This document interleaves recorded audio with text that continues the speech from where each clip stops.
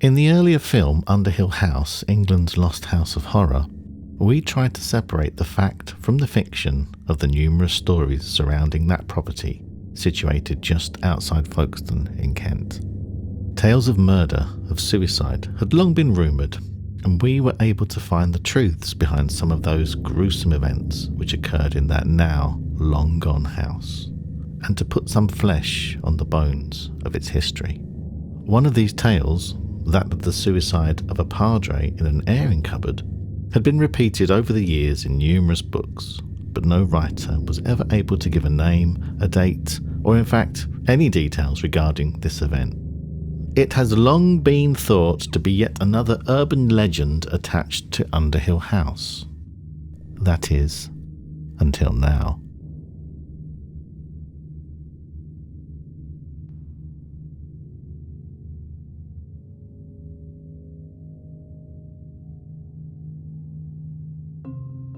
Lieutenant Colonel the Reverend John Morris Pickering was found hanging in an airing cupboard in Underhill House on the 20th of March 1970, just 4 days before his 53rd birthday. He was the senior chaplain to the Army's Dover and Shorncliffe garrisons, and he had been based at Shorncliffe Camp for the past 2 years, and depending on which newspaper report you read, his body was either discovered by his wife or his daughter. He had committed suicide.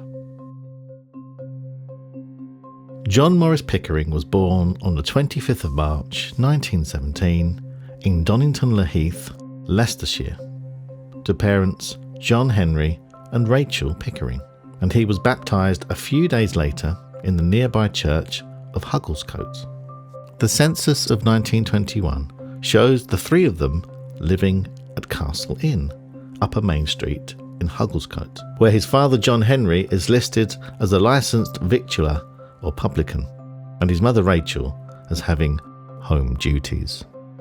Though little is known of John Morris's early life, obviously a great interest in religion had developed in the young man, for a register from 1939 shows him listed as being a candidate for holy orders at Lichfield Theological College, whilst the family was still living at the Castle Inn. In 1940, he had been ordained as a deacon at St Cuthbert's in Blyth, Northumberland. By the following year, he had been ordained as a priest, and in 1942 had moved to a church in Long Benton, just outside Newcastle. The Second World War brought many changes to many lives, and in November 1943, John was commissioned as chaplain to the armed forces. At some point during the war years, he rose to the rank of major, and he appears to have served in Singapore before returning to Britain in 1947. The following year, 1948, he married Joyce Clark in what would have been the familiar surroundings of St Cuthbert's in Blyth, and in 1950, their first child, Elizabeth, was born. Another child followed 4 years later, with their second daughter, Deborah, born whilst they were living in Oxfordshire. The family seemed to have travelled frequently during the 1950s, including a stationing in Berlin. And in July 1956, John, Joyce, and their 2 young daughters up roots again, for John had been appointed chaplain to the armed forces in the Caribbean.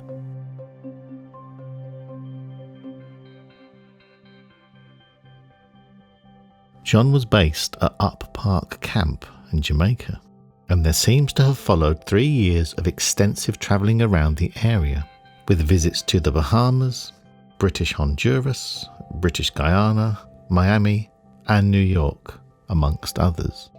By August 1959, they left Port Antonio, Jamaica, for what appears to have been the last time, and arrived back in Bristol. It was for the work he undertook whilst in the Caribbean, from helping increase recruitments to the regiment to setting up Scouts, Cubs, Girl Guides and Brownies groups, that earned John an MBE in January 1960. As his commanding officer in his citation said, "He is a good and inspiring churchman, but at the same time is very human in his approach. He is popular with all ranks and is unfailingly good-humoured in his work." It's difficult to know for sure what happened on his return to England, For a time he was attached to the Royal Electrical and Mechanical Engineers, but what is for certain is that by 1970 he was serving as Army chaplain to the garrisons at Shorncliffe Camp in Cheriton and was living in Underhill House.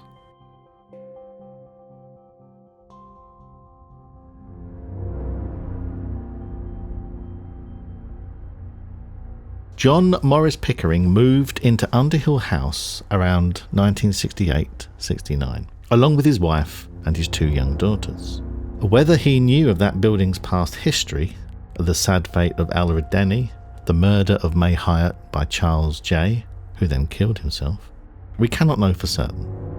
Although by that time the house already had a local reputation for being an unpleasant place to stay. A Ministry of Defence employee responsible for the maintenance of buildings and facilities at Shorncliffe Camp said of Underhill House that there had been real problems keeping families living there due to the haunting. Another former resident who as a child lived there in the early 60s said her father's personal servant was so frightened in the house that he kept his gun with him at all times. Whatever the effects of moving to a house with such a dark reputation were to have on him, it seems life was becoming increasingly difficult for John since his return from the Caribbean. In 1967, before moving to Underhill House, he had been treated for alcoholism, which resulted in him spending several weeks in hospital, and according to an army doctor, this had led to him being downgraded in rank from a major to a lieutenant colonel.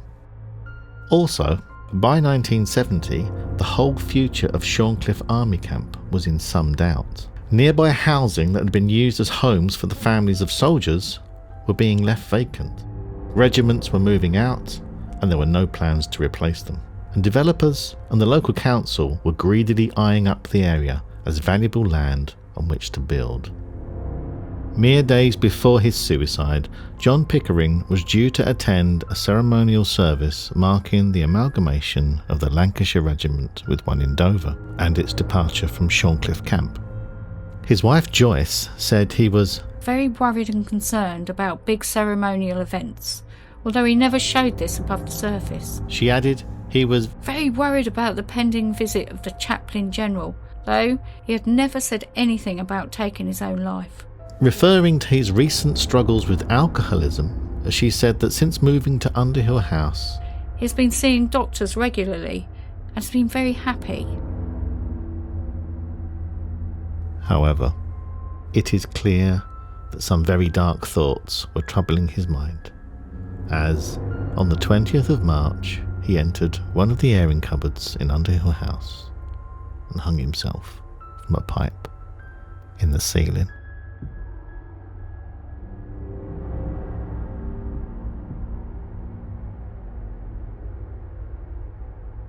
The death certificate states the cause of death as being asphyxia due to hanging caused when the deceased hanged himself by the neck whilst the balance of his mind was disturbed. There was no presence of alcohol in his body at the time of death, and the coroner recorded, "The chaplain's visit was causing him great concern, and I'm quite certain he was a seriously worried man. He was very seriously disturbed."